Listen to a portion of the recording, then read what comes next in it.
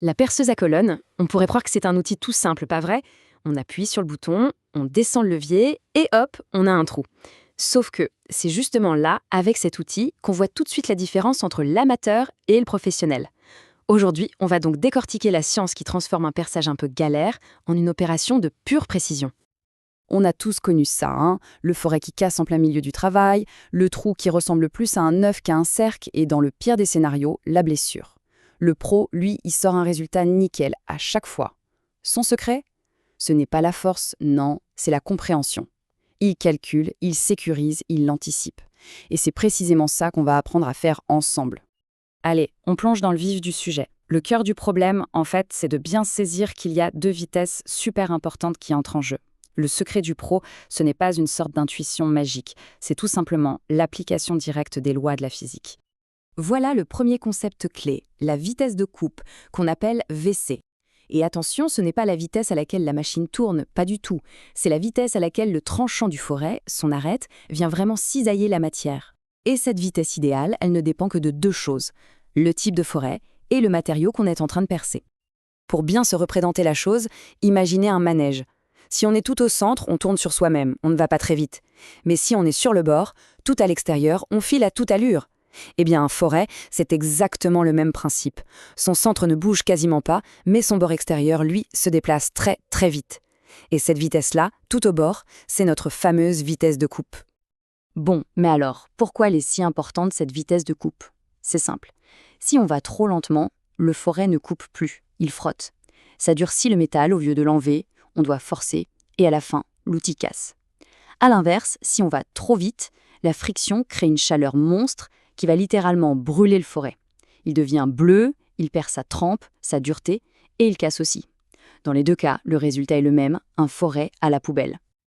D'accord, la vitesse de coupe, c'est la théorie. Mais sur notre machine, ce qu'on règle, c'est des tours par minute. Comment on passe de l'un à l'autre? Eh bien, c'est là qu'intervient cette formule. Elle peut paraître un peu barbare, mais c'est elle qui fait le pont. Elle traduit la vitesse de coupe théorique, la VC, en une vitesse de rotation bien réelle, N, qu'on va pouvoir régler sur la perceuse, et ça, bien sûr, en fonction du diamètre, D, de notre forêt.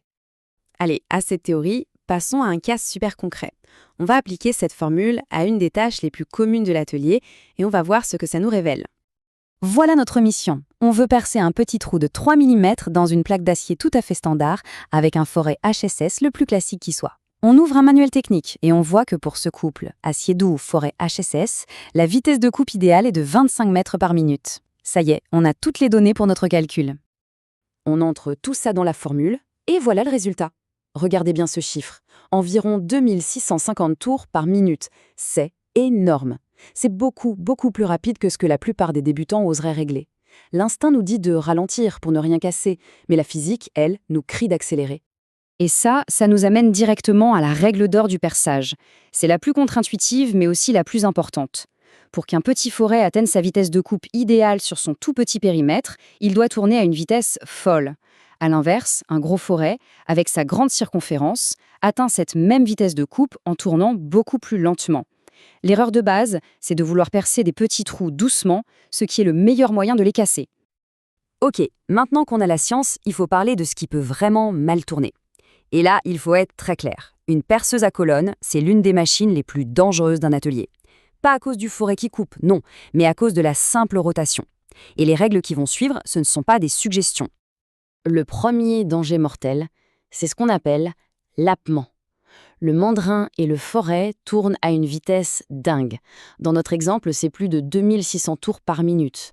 Absolument tout ce qui s'en approche peut être attrapé, happé et enroulé en une fraction de seconde. Et ça nous mène à la règle absolue numéro 1, à graver dans le marbre. Jamais de gants. Je sais, ça peut paraître bizarre, mais c'est l'inverse de beaucoup d'autres travaux.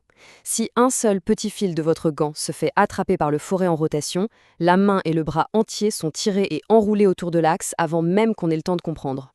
C'est un accident terrible et irréversible. Donc on n'oublie jamais, pas de gants, pas de manches amples, pas de bijoux, et les cheveux longs, on les attache, c'est non négociable. Le deuxième gros danger, c'est la pièce qui se met à tourner. Ça arrive surtout avec les tôles un peu fines. On se dit « Oh, ça va, je peux la tenir à la main », mais au moment où le forêt va traverser, il peut se coincer juste un instant et emporter la pièce avec lui dans sa rotation.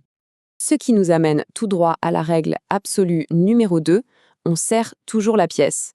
Une petite tôle qui se met à tourner à 2600 tours par minute, ça se transforme en une véritable lame de rasoir circulaire qui peut lacérer les mains, les bras, tout ce qui passe. Peu importe la taille de la pièce, on la fixe solidement. Un étau, des serre-joints, peu importe, mais on la bloque. Et pour finir, 3 autres points vitaux. D'abord, les lunettes de sécurité. C'est obligatoire, point. Ça protège des copeaux qui sont projetés, qui sont chauds et coupants. Ensuite, on n'enlève jamais ces copeaux à la main, mais avec une brosse ou un pinceau. Et enfin, et ça c'est un grand classique, on retire systématiquement la clé du mandrin après avoir serré le forêt. Si on démarre la machine avec la clé dessus, elle est éjectée comme une balle de fusil. Parfait. Maintenant, on va assembler toutes les pièces du puzzle. La science, la sécurité, tout ça, ça se combine dans une procédure très méthodique. Ce n'est pas juste une liste de choses à faire, c'est un vrai rituel qui garantit un résultat parfait et surtout sans aucun danger. Le secret, c'est de suivre ces 5 étapes, et toujours dans cet ordre. 1. On trace et on pointe. Ça crée un petit nid pour que le forêt ne dérape pas au démarrage. 2. On règle la vitesse en se basant sur notre calcul, donc autour de 2800 tours pour notre exemple. 3. On serre la pièce et on n'oublie pas la petite cale en bois en dessous, la pièce martyre pour une sortie propre. 4. On perce, pression constante, une goutte d'huile de coupe pour aider, et on relâche l'effort juste au moment où on sent que le forêt traverse. Et enfin, étape 5, machine complètement à l'arrêt, on ébavure pour avoir une finition nette et professionnelle. Chaque étape est un mélange de science et de sécurité. On vient de le voir, une opération aussi basique que faire un trou repose en fait sur de la physique et sur une procédure super rigoureuse. Et ça amène à se poser une question. Combien d'autres gestes du quotidien, qu'on pense maîtriser sur le bout des doigts, cachent en réalité une science similaire qui ne demande qu'à être comprise ?